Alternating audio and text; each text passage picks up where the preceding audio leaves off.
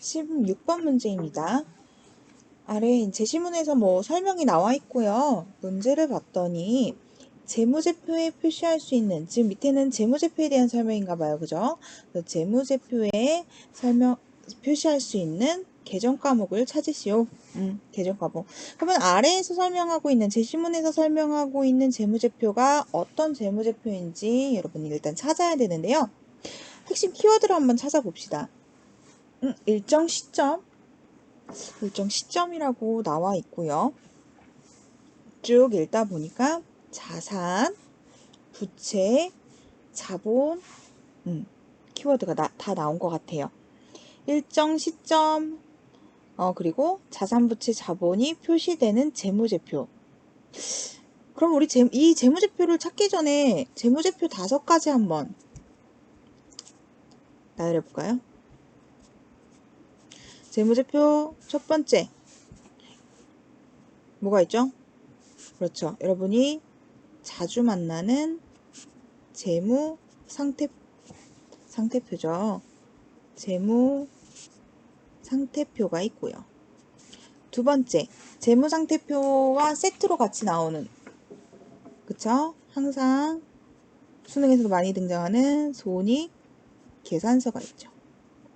세 번째, 이 재무제표 관련 문항 나오면 항상 보기에 등장하는 아이들이죠. 네, 현금의 흐름을 나타내는 현금 흐름표.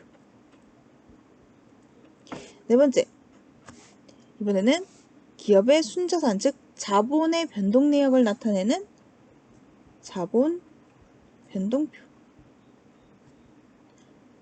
자, 마지막, 얘는 표는 아닌데, 어떤 이렇게 보고서는 아닌 것 같은데 재무제표에 해당하는 거. 각 재무제표, 위에 나온 4가지의 재무제표에 나와 있는 계정 과목이나 금액 같은 거, 항목에 대한 부가적인 설명으로 구성된 거. 그렇죠? 바로 주석이죠. 사실 이 주석은요, 재무제표긴 하지만 재무제표 관련 문항에서 보기에는 잘 등장하지가 않아요. 웬만하면은 주석이 다 정답으로 처리가 될 수 있기 때문에 그러는데요. 자, 그러면요, 여기 지금 나와 있는 재무제표 4가지의 각각 특징을 일단 짚고 넘어갑시다. 자, 위에서부터 가볼까요? 자, 재무상태표 하면은 여러분, 키워드에서 이미 수업 시간에 항상 강조했었죠? 일정 시점, 그리고 재무 상태를 나타내는 표이다.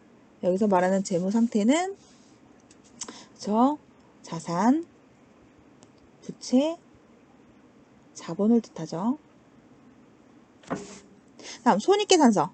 손익계산서는 반대로 일정 기간, 그리고 경영 성과, 이익이 났는지 수익이 났는지 같은 말이죠. 이익이 났는지 손실이 났는지, 즉 경영 성과를 알아보기 위해서 벌어들인 수익과 비용이 표시된다. 그래서 재무상태표랑 손익계산서를 비교하는 기준이 일정 시점과 일정 기간이었다. 현금 흐름표, 자본 변동표 같은 경우는요, 딱히 키워드가 있는 건 또 아니에요. 현금의 흐름을 나타냈다. 이거 자체가 키워드가 될 거고요. 자본의 변동을 나타냈다. 이 자체가 키워드가 될 겁니다. 그래서 이 재무상태표와 손익계산서 둘을 구분해서 알 수 있어야 한다는 거, 그리고 각 재무제표에 어떤 항목이 표시되는지 정도는 여러분들이 꼭 짚고 넘어가셔야 합니다. 자, 그럼 정답이 나와버렸네요. 일정 시점 나왔고요. 자산, 부채, 자본을 표시하고 있는 거 바로 재무 상태표였습니다. 근데 사실은요, 이 문제는 아래에서 제시문에서 설명하고 있는 게 재무상태표다라는 것까지 찾아내지 않아도 충분히 정답을 고를 수 있는 문제였는데요. 왜 그러냐면 계정 과목을 물어봤잖아요. 계정 과목을 물어봤는데 제시문 안에서 자산이라던가 이렇게 자산이라던가 부채라던가 자본에 대한 정보를 제공한다 라고 했기 때문에 밑에 답지에서 자산, 부채, 자본에 해당하는 계정 과목만 찾아냈다면 충분히 빠르게 풀 수 있는 문제였습니다. 자, 먼저 우리 구분을 한번 해봅시다. 그러면 답지에 나와 있는 토지. 자, 토지는 어느 계정에 속하죠? 그렇죠. 바로 자산이죠. 자산인데 자산 중에서도 우리 자산 구분 항목까지도 한번 들어가 볼게요. 토지는 무슨 자산? 그렇죠. 유형 자산이었습니다. 자비 이익이라고요? 그러면 바로 나오죠. 아, 얘는 수익이구나. 자, 임차료. 임차료가 뭐죠? 내가 어떤 것을 빌려 쓰고 그에 대한 대가를 지불한 거. 월세를 지급한 경우에 사무실 임차료를 지급했다. 뭐 이런 식으로 많이 나오는 문제죠. 계정 과목이죠. 그래서 임차료는 비용입니다. 자, 비용 중에서도 어느 비용? 영업과 관련된. 그렇죠? 판매비와 관리비 줄여서 판관비에 해당되는 비용이었습니다. 복리후생비. 복리후생비도 비로 끝났으니까 이 비용이구나 쉽게 할 수가 있는데 하나 더 들어가서 복리후생비는 어떨 때 나오는 계정 과목이에요? 그렇죠. 우리 회사 직원, 종업원들을 위해 사용한 발생한 비용. 종업원을 위한 간식을 구입했다던가 식대를 지급했다던가 아니면 뭐 체육대회 같은 것을 진행하는데 상품 구입했다던가 이렇게 종업원을 위해서 사용한 금액들을 우리는 복리후생비로 처리했죠. 마찬가지로 얘도 판관비에 해당이 됩니다. 자, 수도광열비. 얘도 비로 끝났으니까 비용이구나 쉽게 할 수가 있죠. 수도광열비도 마찬가지로 판관비에 속하죠. 영업 중에 발생한 사무실의 뭐 전기요금, 가스요금, 수도요금, 그리고 난방비 이런 것들을 우리는 수도광열비라고 구분하고 있습니다. 자, 그러면 어쨌든 간에 정답은 나왔죠. 1번의 토지를 제외하고는 전부 수익과 비용에 해당이 됐기 때문에 자, 2번부터 5번까지는 전부 어디에 표시가 돼요? 얘네들은 손익 계산서에 표시되는 계정 과목이었습니다. 그래서 정답은 1번 토지였습니다. 17번 문제입니다. 포기한 친구들도 많았을 것 같아요. 그리고 또 여기에서 정답률이 굉장히 떨어지는 문제일 것 같은데 이런 문제가 나오면은요, 일단 공식을 쭉 한쪽에 써놓으세요. 써놓고서 어디에 얼마만큼 과대과소 됐는지, 그래서 결과값이 얼마인지 그렇게 계산해서 풀면 되거든요. 즉 문제에서는 가나에 들어갈 내용으로 적절한 것은 가를 봤더니 영업이익이고요. 그죠? 나를 봤더니 당기순이익이에요. 영업이익과 당기순이익에 미치는 영향을 나타내고 있는데 이 오류사항을 어떻게 정정하지 않았을 때네요. 정정하지 않았을 경우 지금 이 오류 그대로 회계 처리를 했을 경우에 영업이익과 당기순이익이 어떻게 계산되는지 한번 찾아봐라 이거네요. 자, 그러면 그걸 찾기 위해서 우리는 오류사항에 나와 있는 각 항목들이 어디에 속하는지 일단 분류를 할 거고요. 그리고 이제 오른쪽에다가 계산식을 한번 쭉 써볼 거예요. 지금 영업이익과 당기순이익이 등장한 거 보니까 손익계산서 항목을 쭉 나열하면 될 것 같아요. 우리 손익계산서 항목 맨 첫 번째 뭐가 나오죠? 바로 매출액이 나와요. 매출액인데 이제 엄밀히 따지면 순매출액이죠. 그래서 순매출이라고 쓸게요. 자, 순매출 나올 거고요. 그 아래는 그렇죠. 매출 원가가 나옵니다. 자, 이 순매출에서 매출 원가를 차감한 게 바로 뭐죠? 그렇죠. 매출 총이익이죠. 이 매출 총이익에다가 영업과 관련된 비용, 이 상품 매매 활동에서 발생한 비용들, 그쵸?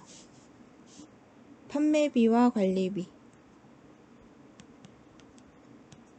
줄여서 우리가 항상 판관비라고 부르는 거.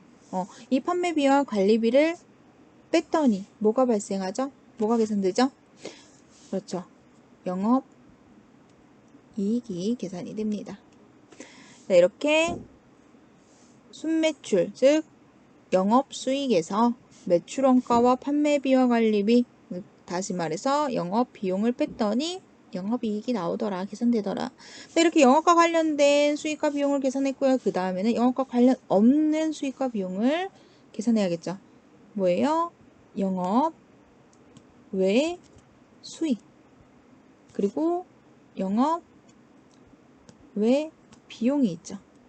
자, 수익이니까 영업이익이다 영업외 수익은 더해주고 비용은 빼줘서 계산을 한 게 바로 법인세, 차감전, 순이익이 되죠. 네. 법인기업 같은 경우는 벌어들인 소득에 대해서 세금을 낸다고 했는데 그게 바로 법인세라고 했죠. 그러면은 여기에서 법인세 차감전 순이익이니까 말 그대로 법인세를 차감해야겠죠. 법인세 비용이죠. 우리 법인세 비용을 차감했더니 이제서야 당기 순이익이 나오게 됩니다. 자, 이렇게 공식을 한쪽에 적어 놓고요. 다시 문제로 돌아와서 기말상품 재고액은 이 항목 중에 어느 항목을 계산할 때에 필요할까요? 그렇죠. 기말상품 재고액은 바로 매출원가를 계산하는 데 필요합니다. 매출원가에 영향을 미치는 기말상품 재고액, 어떻게 영향을 미치나 다시 오른쪽으로 돌아와서 계산식을 한번 쭉 써볼게요. 매출원가는 그렇죠. 기초상품 재고액 더하기 순매입액 마이너스 기말상품 재고액. 그래서 기말상품 재고액은 매출원가에 영향을 미친다. 그럼 광고선전비는요? 광고선전비는 어디에 속하는 항목이죠? 그쵸. 영업과 관련된 비용. 하지만 매출원가는 아니니까 얘는 바로 판관비에 속하게 됩니다. 그 다음에 옆에 나와 있는 이자수익은요? 이자수익 역시 영업과 관련 없는 활동에서 발생한 수익이죠. 영업 외 수익에 해당이 되죠. 네, 영해수. 자, 그러면 이렇게 항목 구분을 했으니까 우리 오른쪽으로 다시 넘어와서 계산식에 한번 반영을 시켜 봅시다. 지금 나와 있는 항목만 숫자를 대입해서 풀면은 어렵지 않거든요. 안 나와 있으면 그냥 영원으로 여러분 생각하시면 돼요. 물론 실제 기업에서는 매출액이 0원인데 뭐 매출원가가 더 나오고 뭐 말고 할 수는 없겠지만 우리는 문제 풀기 위한 거잖아요. 그래서 그냥 금액 항목이 문제에서 나와 있지 않는다 하면은 그 항목은 0원으로 간주하고 문제를 계속해서 푸시면 됩니다. 순매출액에 대해서는 지금 언급된 바가 없기 때문에 순매출액은 그냥 0원으로 놓으세요. 0원으로 놓고 시작할게요. 매출원가는 기초상품 재고액 더하기 순매입액 마이너스 기말상품 재고액인데 마찬가지로 기초상품 재고액과 순매입액이 제공되고 있지 않아요. 그래서 이 항목도 0원으로 놓을게요. 그런데 기말상품 재고액은 4만원이 얼마인지 모르겠어요. 얼마인지 모르겠지만 4만원이 자 과소계상됐습니다. 자 지금 전부 다 과소계상이에요. 기말상품 재고액 4만원이 과소계상되었다. 얼마가 있었는지 모르겠지만 매출원가를 계산할 때는 기말상품 재고액은 빼서 구해요. 근데 기말상품 재고액을 빼야 하는데 4만원을 덜 뺐어요. 덜 빼면은 매출원가는 결과적으로 4만원이 더 계상되겠죠. 더 많이 계상되겠죠. 이해가 가나요? 우리가 4만원을 그러니까 기초상품 재고액과 순매입액을 더한 값에다가 기말상품 재고액을 빼줘야 되는데 어떤 값을 빼줘야 되는데 더 빼준 게 아니라 덜 빼준 거야. 덜 빼주면은 결과값은 더 많이 나오게 되겠죠. 이게 살짝 이제 수학적 공식을 대입해 보면은 우리가 과소계상됐다는 것은 앞에다 마이너스 붙일 수가 있어요. 그죠? 마이너스하고 만나면 어떻게 돼요, 여러분? 둘이 만나면 플러스가 되죠. 그래서 결과값은 플러스 4만 원이 되는 거예요. 0원 빼기 마이너스 4만 원 하면 값은 플러스 4만 원이다. 이렇게 계산을 하면 쉽습니다. 자, 그러면 계속 계산해 볼게요. 순매출액이 0원이고요. 여기에서 마이너스 4만 원을 했습니다. 플러스면 우리 생략 가능하죠? 네, 0원에서 마이너스 4만 원 했더니 그러니까 마이너스 4만 원이 되겠죠. 매출 총이익 마이너스 4만 원. 자, 그리고 또 빼줘요. 또 빼주는데 판매비와 관리비를 빼줄 건데 아까 문제에서 광고 선전비가 판관비라고 했었죠. 네. 그래서 광고 선전비 과소분을 여기다 반영시켜서 네, 얼마죠? 5만 원. 과소분이니까 마이너스 해주게 됩니다. 마이너스 5만 원을 마이너스 해줘요. 그럼 또 어떻게 돼요? 마이너스 만나서 결국 플러스가 되죠. 마이너스 4만 원 플러스 5만 원을 했더니 영업이익은 플러스 만 원이 되더라. 자, 영업이익은 우리 가였습니다. 가는 만 원 플러스니까 과대계상되었다 라는 것을 알 수가 있고요. 자, 계속 갈게요. 그 다음에 이자 수익이 영업의 수익이죠. 자, 영업이익에다 영업의 수익은 더한다고 했습니다. 얼마냐면요. 영업의 수익에 이자 수익 과소분을 더해줍니다. 이자 수익은 6만원 과소니까 마이너스. 즉 플러스 만원에다가 마이너스 6만원을 더하고 자, 영업의 비용은 빼주는데요. 영업의 비용은 언급되지 않았습니다. 0원 했더니 법인세 차감전 순이익은 얼마예요? 플러스 만원 플러스 마이너스 6만원 마이너스 0원 했더니 결과값은 마이너스 5만원이 되겠죠. 자, 그리고 그 뒤에 법인세 비용도 언급되지 않았으니까 결국 얘는요. 당기순이익이 되겠죠. 당기순이익은 나였습니다. 나는요. 5만원이죠. 5만원 과소계상되었다 라는 것을 알 수가 있습니다. 자, 영업이익은 만원 과대계상, 당기순이익은 5만원 과소계상되었다. 정답을 찾아보니까 3번이 정답이었네요. 다음 문항입니다. 18번 문항이고요. 지금 자본 문제가 나왔네요. 자본 문제가 하나 처음 등장한 거죠? 맞아요. 지금 자본도 사실상 수능에서 꼭 한 문제 이상은 나오게 되어 있는데 좀 뒤늦게 뒤쪽에 좀 배치가 되어 있었네요. 이를 모두 지금 거래가 있고 이를 모두 회계 처리한 결과에 대한 설명으로 옳은 것은 했어요. 그럼 일단 거래에 대해서 회계 처리를 먼저 하고 문제를 풀어볼게요. 회계 처리를 위해서 자 3월 13일부터 봅시다.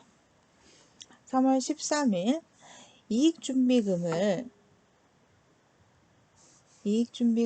자본금에 전입하기로 하고 주식 30주를 발행해서 주주에게 무상교부하다. 이익준비금을요. 자본금에다가 전입한다. 넣는다. 이익준비금이라는 자본이 있었는데 그 자본을 감소시키고 대신 자본금을 증가시키겠다 이 얘기예요.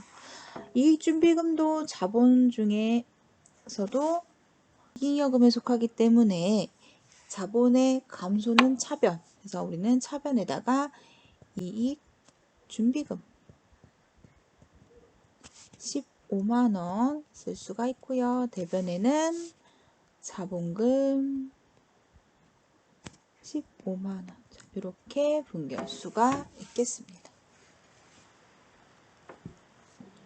자, 그 뒤에 주식 30주 액면금에 5,000원 자 이렇게 나와 있는 거는요. 이 15만원어치 자본금의 넣었으니까 우리가 주식회사 같은 경우는 자본금을 증가시키는 방법은 딱 하나죠.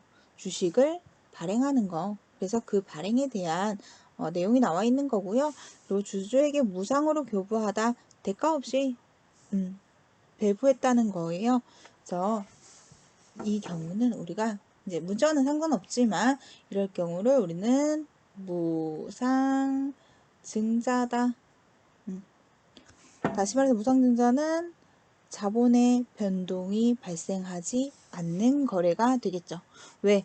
이익준비금도 자본, 대변의 자본금도 자본이기 때문에 결과적으로는 자본의 변화가 없죠. 자본에서 자본으로 이동한 거기 때문에 이런 경우를 우리는 무상증자라고 합니다.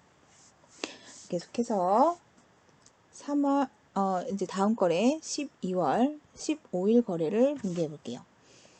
이번에는요. 자기 주식 10주를 현금으로 취득했습니다. 자기 주식을 취득했습니다. 그리고 대가는 현금을 지급했어요. 그래서 우리는 쉬운 것부터 갑니다. 현금이 나갔으니까 대변에 현금 10주, 6,000원씩 10주니까 6만원이죠. 6만원 나갔고요.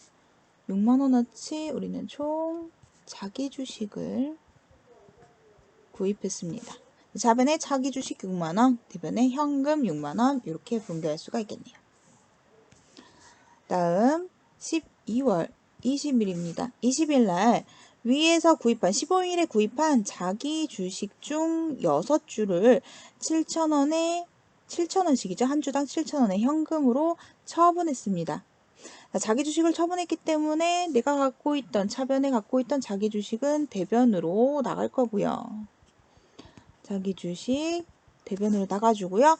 현금으로 처분했으니까 현금을 받았겠죠. 차변에는 현금 이렇게 들어. 그래서 이제 금액을 주의하셔야 되는데요. 내가 갖고 있던 자기 주식이 나갔어요. 자, 이때에 자기 주식의 단가를 얼마씩 계산해야 하느냐? 당연히 취득한 원가로 계산하셔야 됩니다. 우리 6,000원씩의 취득을 했기 때문에 자, 판매한 6주 곱하기 6,000원에서 자기 주식은 총 36,000원어치 나갈 거고요. 감소할 거고요. 반면에 현금 증가액은 7,000원씩에 처분했으니까 6,000원 곱하기 7,000원 해서 42,000원어치의 현금이 들어오게 되겠죠. 자, 이 경우에는요. 차익이 발생하게 되죠. 차익이 발생하니까 조금 더 내려와서 차익이 발생하는데 대변에 6,000원이 남습니다. 36,000원짜리 42,000원에 팔았으니까 6,000원의 이익이 발생하게 되죠. 지금 어떤 거래를 해서 이익이 발생했죠? 처분 활동을 했죠. 뭘 처분했느냐? 자기 주식을요. 그래서 자기 주식 처분이익 6,000원이 대변에 발생하게 됩니다. 이렇게 거래를 전부 다 회기 처리해 봤고요. 그거에 대한 설명으로 옳은 것을 찾아라 했으니까 이제 옳은 것을 찾을 건데 밑에 답지를 보니까요. 뭐 자본금이 증가한다, 당조자산이 증가한다, 뭐가 증가한다, 뭐가 증가한다. 각각 구분 항목으로 이렇게 분류하고 있죠. 그래서 우리도 문제를 풀기 위해서 한번 분류를 해볼게요. 먼저 이익준비금부터 한번 볼까요? 이익준비금은 어디에 속하죠? 이익준비금은 그렇죠. 이익 잉여금이에요. 이익 잉여금에 속하죠. 그리고 자본금은 말 그대로 그냥 자본금에 속합니다. 그 다음에 자기 주식은요? 자기 주식은 그렇죠. 자본 조정에 속할 거고요. 현금은요? 현금은 자산이죠. 자산 중에서도 무슨 자산? 그렇죠. 당좌 자산에 속하게 됩니다. 네, 현금 또 나오죠? 당좌 자산.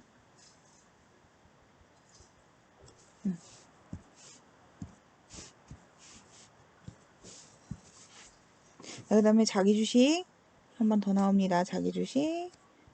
그러니까 자본 조정이었고요. 그 다음에 자기 주식 처분이익.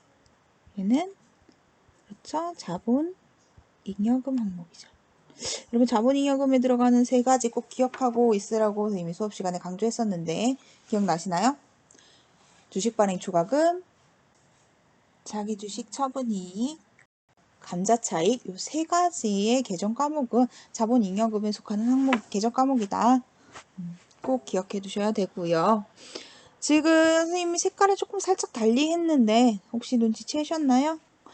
그렇죠. 파란색으로 기록한 거는 자본 항목에 해당되는 계정 과목이었고요.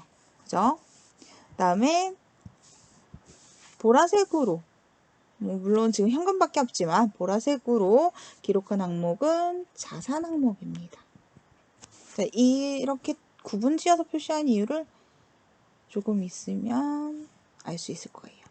너무 작나요?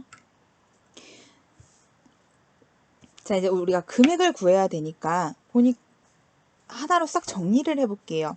정리하는 김에 우리 자본 항목도 한번 싹 정리를 해봅시다. 자본은요, 제일 먼저 자본금이 있어요. 그쵸? 자본에는 자본금이 있고요. 그리고 자본 잉여금이 있죠. 그 다음에 자본 조정이 있고요. 그 다음에 이익 잉여금이 있습니다. 또 마지막으로 기타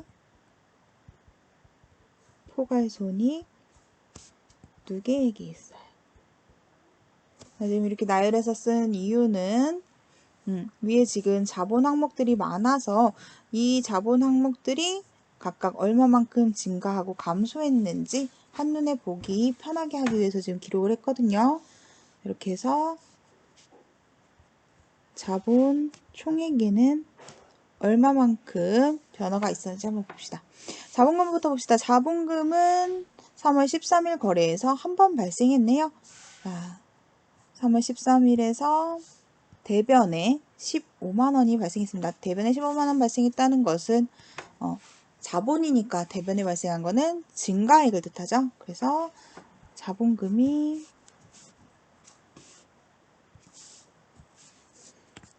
플러스 15만원 이렇게 15만원 증가한 걸 볼 수가 있고요.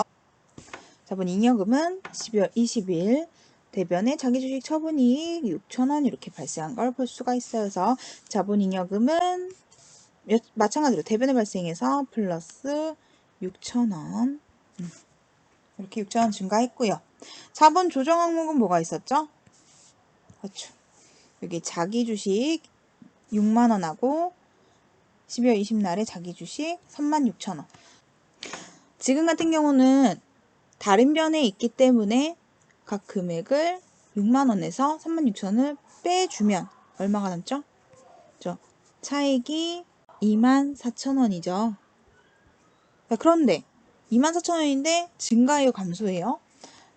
자본 조정도 자본 항목이에요. 자본 항목인데 차변이 더 많으니까 자본이 차변에 잔액이 남았다? 아, 마이너스구나. 자본이 감소했구나. 네, 자본 조정은 마이너스 24,000원으로 볼 수가 있고요. 변동액을. 그다음에 이익잉여금은요. 네, 위에 이익준비금 옆에 있죠. 마찬가지로 차변에 있기 때문에 15만원 마이너스 되었다 라고 볼 수가 있겠습니다. 나머지 기타 포괄 손익 계획은 없기 때문에 변동액 없음 0원 이렇게 보면 되겠죠. 자, 그럼 결과적으로 자본 총액은 얼마가 변동되었나 볼게요. 자, 일단 15만원 자본금이 15만원 증가했지만 이익잉여금에서 15만원 감소했고요.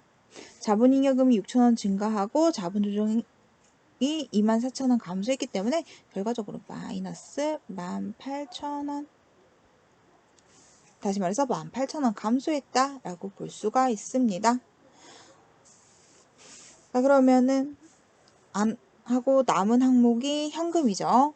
자, 현금 같은 경우는 당좌자산 같은 경우는 자, 바로 그냥 여기 밑에다 쓸게요.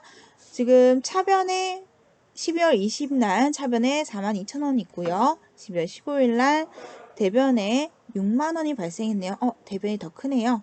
그러면 자산이 대변에 잔액이 남겠죠. 이 경우에도 자산은 대변에 오면은 감소기 때문에 마이너스 차액인 18,000원만큼 당좌자산은 감소하였다 라고 알 수가 있습니다. 자, 요 정리한 거를 바탕으로 다시 문제로 돌아와서 다시 살펴볼게요.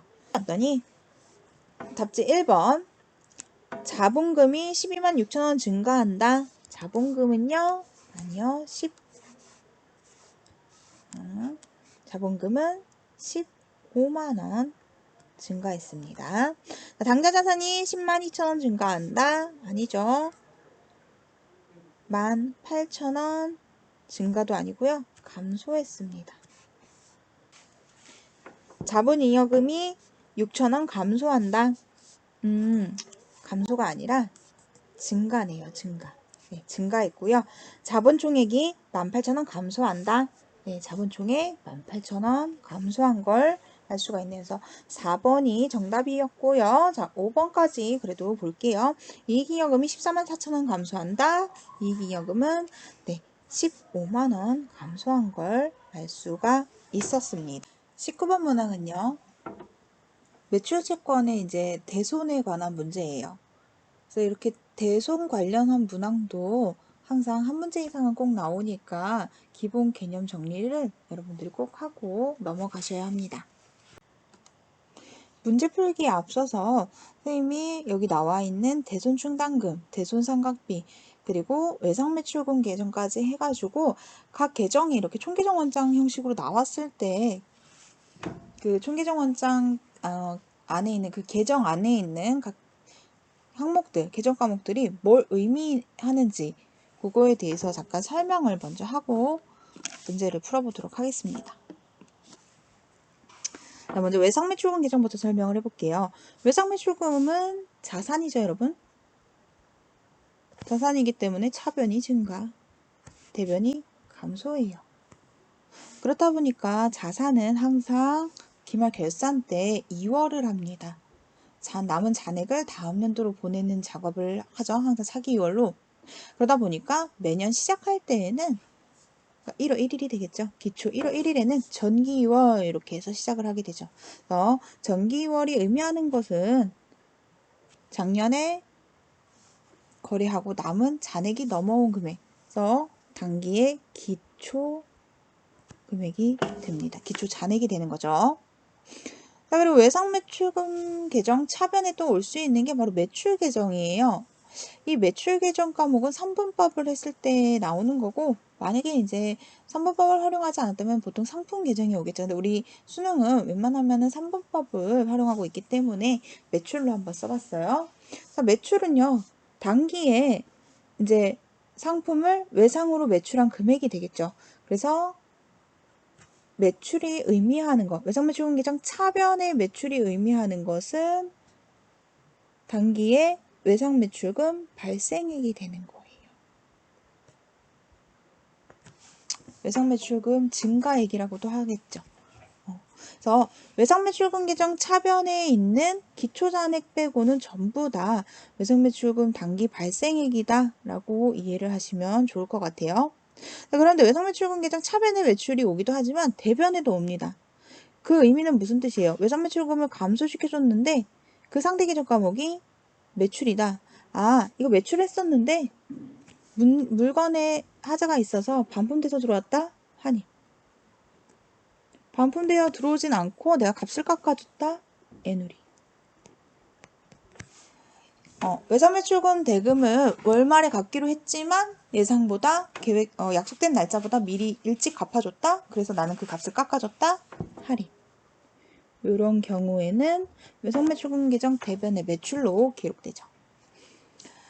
자, 이 밑에 있는 현금 등이라고 선생님 지금 현금 등이라고 쓴 거는 현금이 올 수도 있고요. 당좌예금, 보통예금 이런 식으로 지급수단 받은 걸로 받으러 옴으로 올 수도 있습니다. 어쨌든 외상매출금을 감소시켜줬고 그 대가를 받은 거기 때문에 당좌자산으로 받은 거기 때문에 이거는요 외상매출금을 회수했다라고 볼 수 있어요. 그래서 외상매출금 회수액을 의미하고 있습니다. 자, 그리고 자주 등장하지는 않지만 이번 문제처럼 이렇게 대손이 발생한 상황에서나 등장하는 대손충당금 또는 대손삼각비가 외상매출금 계정 대변에 왔다. 외상매출금이 감소했는데 그 이유가 대손충당금, 대손삼각비다. 그 상대 개정 과목이 그럼 이거는 무엇을 의미하냐면 바로 단기에 대손이 발생했다. 그래서 외상매출금 계정 대변에 대손충당금이나 대손삼각비가 등장해버리면 단기 대손이 발생했구나, 이만큼 발생했구나 라는 것을 알 수가 있습니다. 자, 그리고 차기 2월, 즉 기말 잔액을 의미하게 되겠죠. 다음 대손충당금으로 넘어갈게요. 대손충당금은 무슨 계정이죠? 부채 계정이에요. 근데 부채 중에서도 충당부채예요. 충당부채. 충당부채라는 것은 지출할 만한 시기나, 그러니까 언제 나갈지 모르는 부채, 아니면 얼마만큼의 금액이 나갈지 모르는 부채들을 우리는 충당부채라고 합니다. 이렇게 불확실한 거, 날짜나 금액이. 그래서 이 충당부채인 대손충당금도 어쨌든 부채이기 때문에 얘는요, 대변이 증가, 차변이 감소가 되겠죠. 그래서 부채이기 때문에 우리 자산부채 자본은 항상 2월 한다고 했죠. 그래도 부채이기 때문에 2월액이 있습니다. 그래서 전기 2월액이 대변의 표시가 될 건데요. 마찬가지로 전기 2월은 기초잔액을 의미할 거고요. 반대편 차변에 있는 차기 2월은 기말잔액을 의미하겠죠. 그러면 이 대손충당금 계정 대변에 있는 현금 등, 아까 외상매출금이랑 똑같아요. 외상매출금도 현금 등이라고 썼죠. 선생님은 어떤 계정 과목하고 등 하면은 얘가 꼭 현금으로 오지는 않아요. 현금으로 오는 게 아니라 뭐 당좌예금, 보통예금 이런 식으로 당좌자산으로 올 수가 있으니까요. 요거는 조금 염두에 두시면 좋을 것 같아요. 대손충당금의 대변에 나왔다는 거는 대손충당금이 증가했다는 거예요. 대손충당금이 증가할 수 있는 원인은 두 개밖에 없어요. 내가 기말결산 때 추가로 설정을 했거나 아니면은 대손 처리했던 금액을 다시 회수했거나. 네, 이렇게 현금 등의 계정 과목이 대변에 나왔다는 것은요, 대손 처리했던 금액을, 대손액을 회수한 거예요. 과거에 대손 처리했던 금액을 돌려받은 거죠. 못 받을 거라고 예상해서 대손충당금으로 대손 처리를 이미 했는데 그 돈을 나중에 가서 받게 된 거예요. 그 경우에는 대손충당금을 증가시켜 줍니다. 그래서 대손충당금 계정 대변에 정기 2월 또는 대손삼각비 이 둘을 제외한 나머지 계정 과목이 오게 되면요, 이거 대손 처리했던 것을 다시 돌려받았구나 라고 알고 계시면 되겠습니다. 그럼 대손충당금 계정 차변에 있는 외상매출금은 뭐냐? 자, 아까 위에서 외상매출금 계정에 대변에 있는 대손충당금이랑 대손충당금 계정 차변에 있는 외상매출금이 같은 의미입니다. 무슨 뜻이에요? 대손 발생액이죠. 대손 처리한 금액이 외상매출금으로 대손충당금 계정 차변에 표시가 될 겁니다. 자, 그러면은 마지막 하나 남았죠? 대손충당금 계정 대변에 있는 대손삼각비는 무슨 의미냐? 대손충당금을 증가시켰는데 그 상대 계정 과목이 대손삼각비래요. 기말 결산 때 대손 예상액을 계산했더니 금액이 부족해서 더 추가로 채워 넣었구나. 그래서 대손충당금 계정 대변에 있는 대손삼각비는요, 결산 시 추가 설정액이다 라고 예상하시면 될 것 같습니다. 그러면은 비용, 대손삼각비로 넘어가서요. 대손삼각비는 비용이에요. 비용이다 보니까 2월하지 않아요. 2월하지 않는 대신에 보이시나요? 손익으로 마감하게 됩니다. 즉 우리가 수익과 비용은 손익으로 마감해서 손익계정에다가 모아서 당기순이익, 당기순손실을 계산하게 되죠. 그래서 대손상각비 계정 대변에는요, 항상 손익으로 마감이 되어 있는 걸 볼 수가 있을 거예요. 네. 그래서 대손상각비 계정도 한번 하나씩 볼게요. 대손상각비는 비용 계정이기 때문에 차변이 발생액이죠. 발생. 다시 엄밀히 말하면 증가액이다 라고 볼 수가 있습니다. 대손상각비가 발생하는 경우가 차변의 외상매출금이다. 무슨 말이에요? 비용이 발생했는데 외상매출금이다. 아까 대손충당금에서도 나왔지만 외상매출금 계정 대변에 있는 이 대손상각비, 이거와 마찬가지로 대손상각비 계정 차변에 있는 외상매출금은 대손 발생액이라고 볼 수가 있어요. 자, 이 부분은요, 선생님이 대손의 회계 처리 나중에 설명할 기회가 있으면은 좀 더 자세하게 대손 처리하는 방법, 그리고 향후 단기 회수분이라던가 차기 회수분에 대한 설명을 추가적으로 하는 영상을 찍어서 올려줄게요. 계속해서 보겠습니다. 지금 대손상각비 계정 차변에 대손충당금 나와있죠? 대손상각비 계정 차변에 있는 대손충당금은요. 대손충당금은 자, 위에 대손충당금 계정 대변에 있는 대손상각비랑 대손상각비 계정 차변에 있는 대손충당금이랑 같은 의미를 갖게 되겠죠. 그래서 대손충당금은 대손충당금은 추가 설정액을 의미하게 됩니다. 마찬가지로 대손상각비 대변에 있는 현금 등 나왔습니다. 자, 계속 반복되고 있어요. 현금. 얘는요, 대손액을 회수한 금액이에요. 똑같이. 그런데 중요한 건 대손상각비 계정 대변에 현금이 올 수 있는 경우는 대손액을 단기에 회수했을 경우에만 나올 수 있습니다. 자, 마찬가지로 이제 대손 처리에 대한 설명할 때에 추가적으로 이 부분도 함께 설명해서 올려드릴게요. 자, 이렇게 해서 외상매출금 계정, 그리고 대손충당금 계정, 대손상각비 계정까지 3개의 계정 과목에서 나타나는 각 계정 과목이 의미하는 것들을 한번 살펴봤고요. 다시 문제로 넘어와서 이제 문제를 한번 풀어보도록 할게요. 자, 보기에 나와 있는 내용으로 옳은 것을 고르시오. 이 경우에는 이제 거꾸로 올라가면 되겠죠. 기억부터 보겠습니다. 기억. 외상매출금에 대한 실제 대손 발생액. 자, 대손 발생액.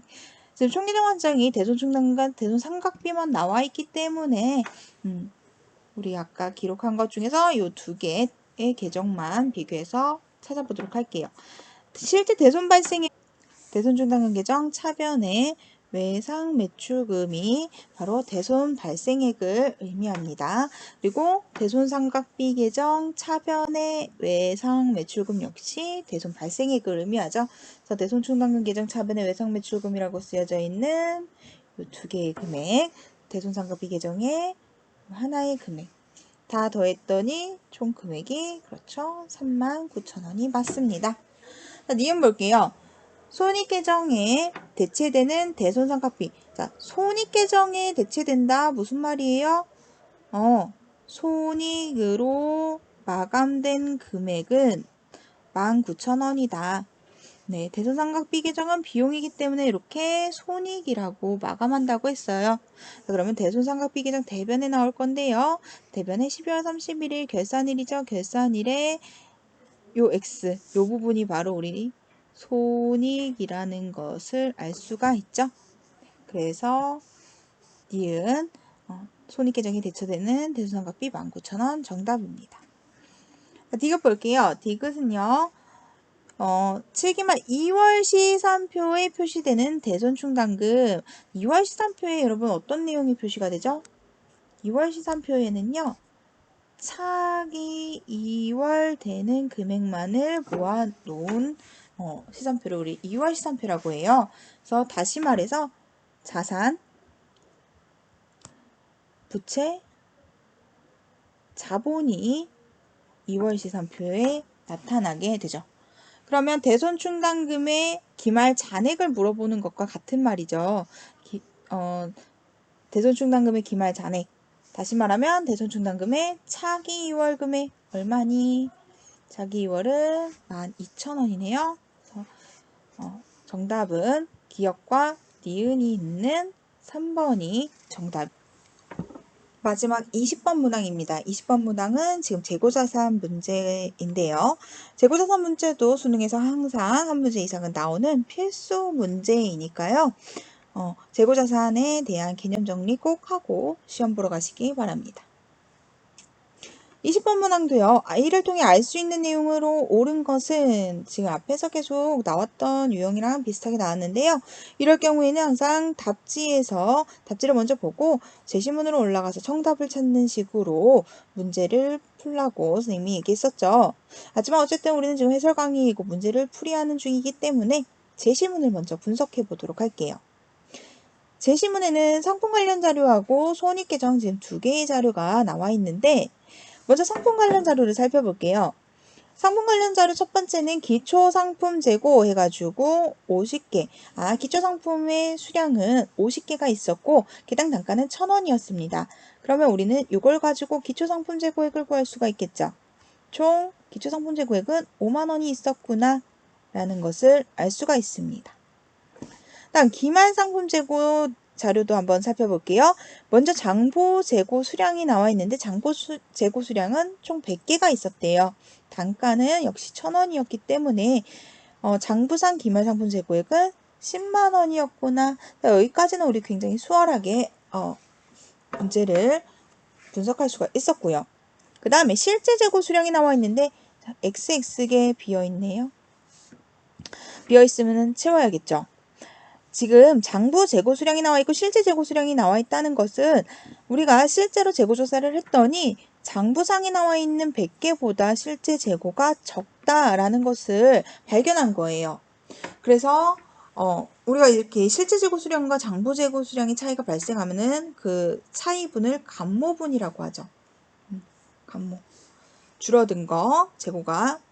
그래서 이 감모분을 파악을 해서 실제 재고 수량을 채워 넣어야 되는데 감모의 원인은 여러 가지가 있죠.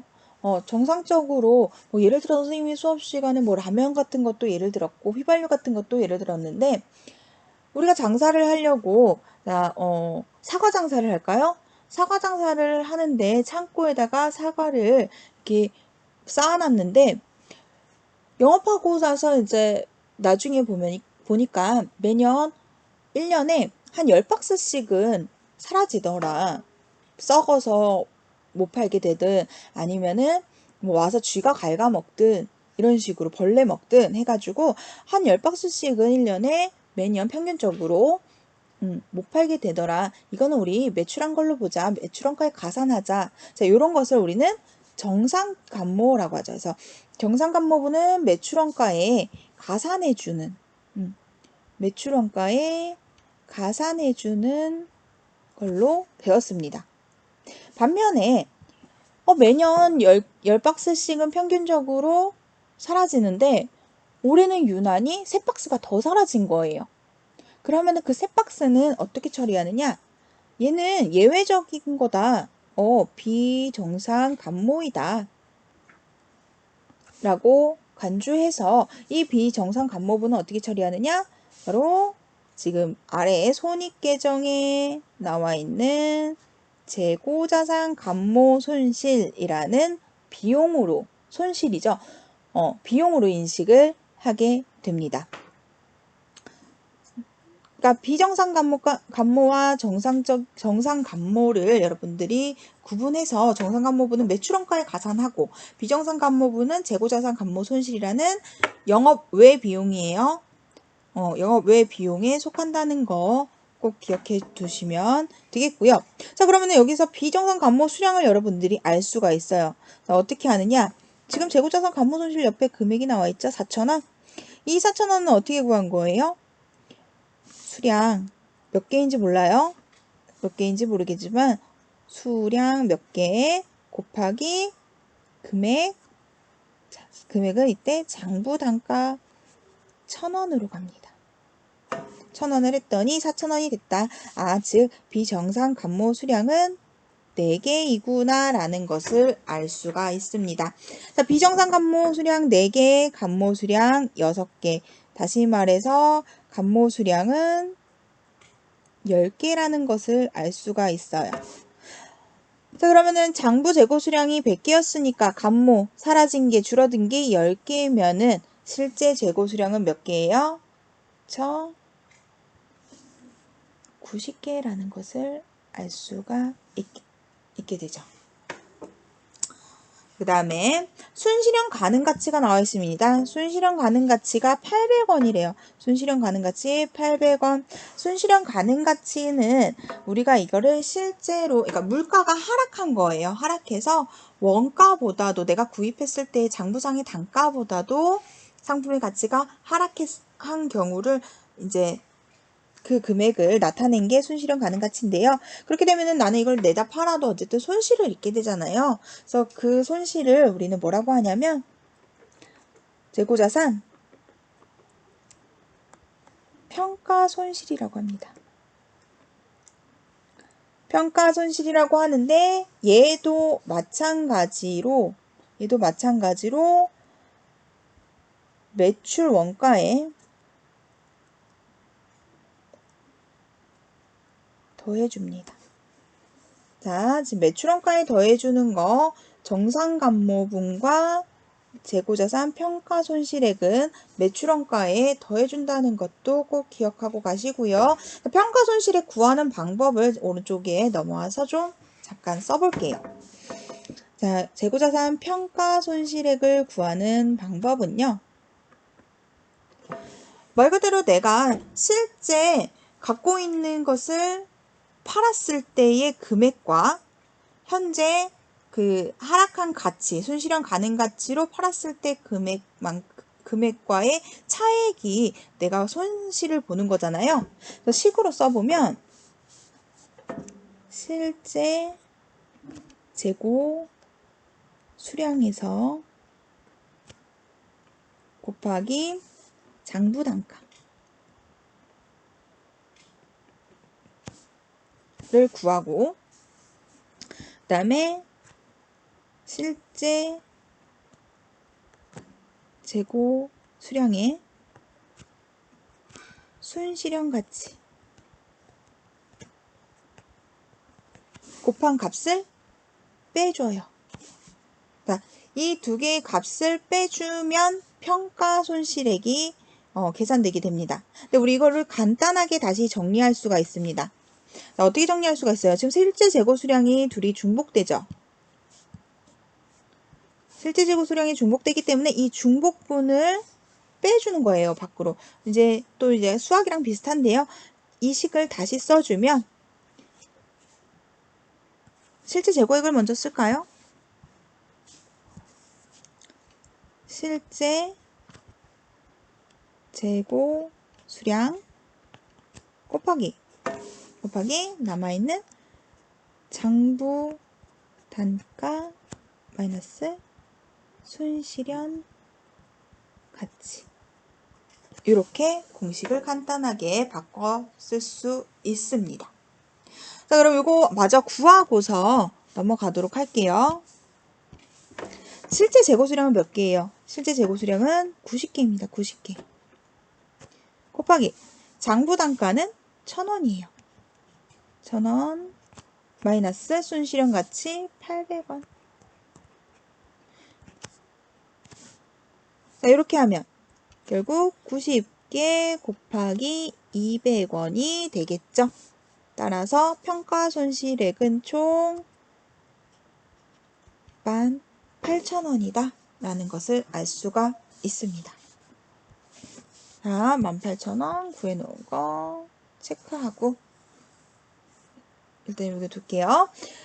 재고자산 평가 손실액 옆에다가 18,000원 구한 거 기록해 놓고, 자, 이제 상품 관련 자료는 다 분석했고요. 밑에 손익계정 한번 봅시다. 자, 이거 굉장히 선생님이 중요한 거 알려줬었죠. 손익계정에는 항상 매입과 매출이 상단에 나올 거예요. 이때 각 매입과 매출 계정이 의미하는 것을 여러분들이 꼭 기억하고 있어야 한다고 했는데요. 자, 먼저 매출이 의미하는 거는 뭐죠? 매출이 의미하는 거, 그렇죠? 순 매출액. 손익계정 차변에 있는 매입이 의미하는 거, 매출 원가가 됩니다. 자, 그리고 나머지도 계속 볼까요? 뭘 보냐면 얘네들 지금 나머지 계정 과목들, 손익계정에 있는 나머지 계정 과목들이 어느 수익에 속하는지, 어느 비용에 속하는지 그 구분 항목을 하자는 거 분류하시면 돼요. 통신비 같은 경우는 네, 판관비죠. 판관비.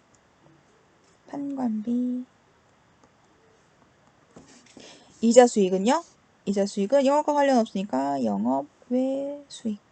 사실 수익 계정에서는 매출 빼고는 다 영업외 수익으로 넣어주시면 돼요. 그 다음에 다시 차변으로 넘어와서 재고자산 감모 손실 아까 영업외 비용이라고 말씀드렸고요. 자, 여기 나와 있는 자본금 보이시나요? 자본금. 요 자본금 요 아이는요. 손익계정을 마감한 거예요. 손익계정을 마감해서 자본금 계정에 집어넣은 건데 손익계정에는 모든 수익과 모든 비용이 들어오게 되죠. 그래서 그 차익만큼 남아있는 잔액만큼 자본금으로 넣습니다. 무슨 말이에요? 손익계정에서 모든 수익과 모든 비용이 계산되어서 남은 잔액, 네, 차변이 이제 잔액이 대변이 남아서 차변에 쓰여졌으니까 얘는 당기 순 이익을 나타낸다는 것을 알 수가 있습니다. 자, 이렇게 분석을 해보았고요. 답지 보면서 정답을 찾아보겠습니다. 먼저 영업이익 1번 답지 1번에 영업이익에 대해서 묻고 있는 영업이익은 24만 4천 원이다. 자, 그럼 우리 영업이익 구하는 공식을 한번 또 쭉 써봐야겠네요. 오른쪽으로 넘어와서 영업이익 어떻게 구하죠? 영업과 관련된 모든 수익과 비용이 나와야 되는데, 그렇죠? 일단 쭉 나열해 볼까요, 그냥? 영업과 관련된 수익? 이거 하나밖에 없죠. 매출액. 매출액에서 뭐 빼죠? 그쵸. 매출 원가를 빼죠. 매출 원가를 빼면 이게 바로 뭐예요? 네, 매출 총이익이 되겠죠. 매출 총이익을 구하고 매출 총이익에서 다시 판관비, 판매비와 관리비, 판관비를 빼서 구하는 게 바로 영업이익이었죠. 그럼 여기에다가 우리 숫자 한번 대입해서 풀어볼게요. 자, 매출액이 얼마였죠? 매출액은 어디를 보면 알 수 있어요? 그렇죠. 손익계정 대변에 매출 보면 알 수 있다고 했어요. 네, 여기 있습니다. 50만원 가져올게요. 50만원. 마이너스 매출원가는 그렇지. 손익계정 차변에 매입이 의미하는 게 매출원가다 했으니까 25만 6천원. 그리고 판관비. 판관비는 지금 하나밖에 없죠. 판관비는 네, 통신비 하나밖에 없네요. 4만원. 4만원을 뺐더니 얼마가 나오나요? 그렇죠. 20만 4천원이 나오죠. 아, 영업이익은 24만 4천원이 아니라 20만 4천원이다. 정답이 아니다 라는 것을 알 수가 있고요. 자, 두 번째 매출 총이익을 알아봅니다. 매출 총이익 아까 구했는데 매출 총이익은 우리 네, 여기 있습니다. 요 금액이 매출 총이익이라고 했었어요. 그죠? 네, 매출 총이익. 그럼 요 계산한 금액이 얼마예요?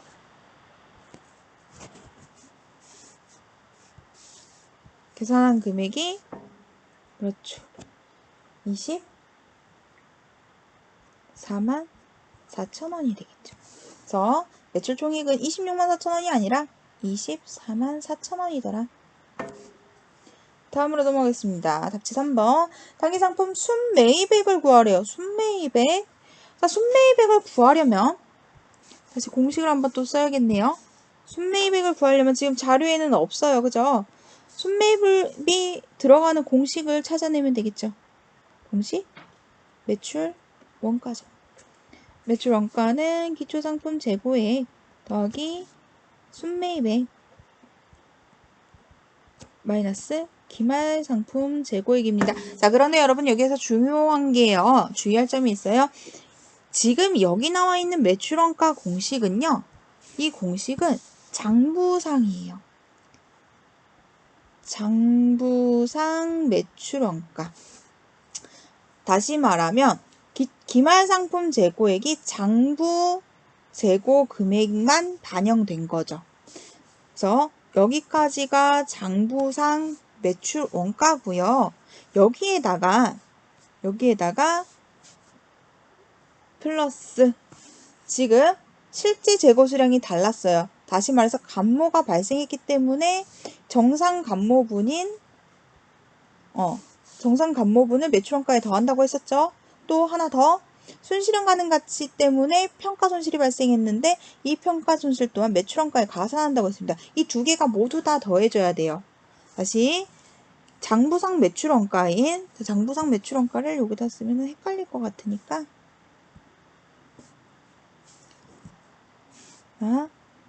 여기까지는 장부상 매출원가가 되는 거고요. 이렇게 결산 정리하고 나서 실제 재고 파악하고 나서 정상 감모분 더해주고 그다음에 또 평가 손실액도 더해줘야 진정한 매출 원가가 계산됩니다. 마찬가지로 숫자 한번 대입해 볼게요. 우리 매출 원가는 구했어요. 아니 구한 게 아니라요. 손익계 좀 차변에 있었어요. 그래서 바로 가져올 수 있습니다. 매출 원가는요. 256,000원이래요. 256,000원은 장부상 매출 원가를 먼저 기입해 볼게요. 아까 기초상품 재고액 먼저 구해놨죠. 5만원이었고요. 우리가 구하고자 하는 거 순매입액 아직 모릅니다. 그리고 기말상품 재고액이 10만원이죠. 장부상 기말상품 재고액입니다. 자, 여기까지는 장부상 매출 원가를 구한 거니까요. 자, 그리고 추가로 정상감모분이 아까 6개였죠. 그죠? 6개. 6개면 어떻게 해요? 위에다 공식 잠깐 써볼까요? 정상감모분 수량이 6개니까 곱하기 감모분은요 항상 장부 단가를 곱합니다. 그래서 1,000원 했더니 정상감모분 6,000원이더라. 평가 손실액은 아까 미리 구해놨습니다. 얼마였냐면요. 네, 여기 있네요. 18,000원 였죠. 자, 그럼 계산하면은 어떻게 되나요? 계산하면 네모에 들어갈 값은 네 28만 2천원이 되겠죠. 정답이 나와버렸네요. 네, 3번 28만 2천원이다. 순매입액은. 나머지 답지도 한번 확인해 볼게요. 기말상품 재고액이 실제 재고 수량, 우리 아까 구해놨죠. 실제 재고 수량 89개 아니고요. 네, 90개였습니다. 다음에 마지막 기말 재고자산 평가 손실액. 평가 손실액도 구해놨죠. 네, 2만원 아니고요. 18,000원이었습니다. 자, 이렇게 해가지고 우리 수모문항 9월 모의고사 직업탐구 영역 회계원리 20문제를 다 풀어보았습니다. 네, 여러분 수고하셨습니다.